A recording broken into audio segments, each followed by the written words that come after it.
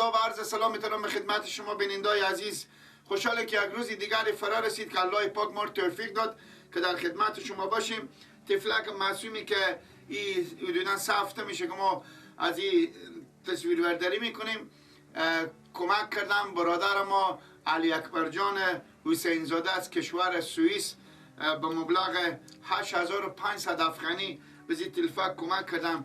دوستای نازنین، امی 3 برادر کمک کردم به مبلغ 20100 افغانی شده. فقط چیزی دیگه نمونده. اگر 3 نفر الا 4 نفر دیگه شما برادرای خیر، شما همشیرای گل، خداوند شما را عزت بده، خداوند شما را کم نکنه، خداوند شما را 1000 سال عمر بده، بی درد بی رنج بی غم باشیم، داغ پدر و مادر و اولادار نبینیم.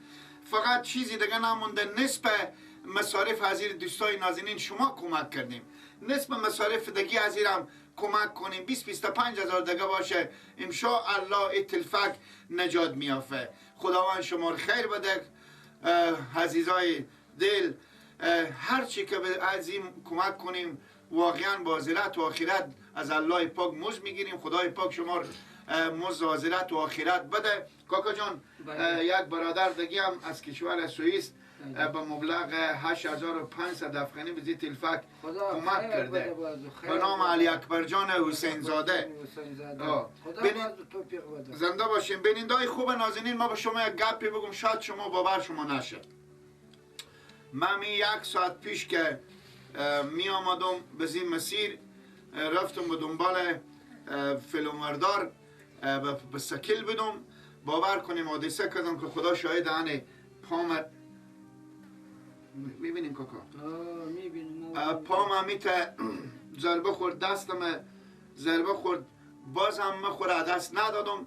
خواست بیامدم نگاه کنیم شما که چی حال شده. من گفتم خیر باشه، الله بالا سره. بازم 10,000 با شکر که پام نشکست یا دیگه چیزی نشد. ما به داخل بازار می آمدم. خب خیر باشه، خدا خیر پیش کنه. خواست به خاطر از این تلفک معصوم. پس خداوند شما رو خیر بده، به این طفل کمک کنیم. 3 نفر 4 نفر دیگه اگر کمک کنیم، انشاءالله این تلفک از این پریشونی، از این مریضی نجات میافه. خب وقت شما رو بیشتر نمیگیرم. خدا حافظ و نگهدار شما.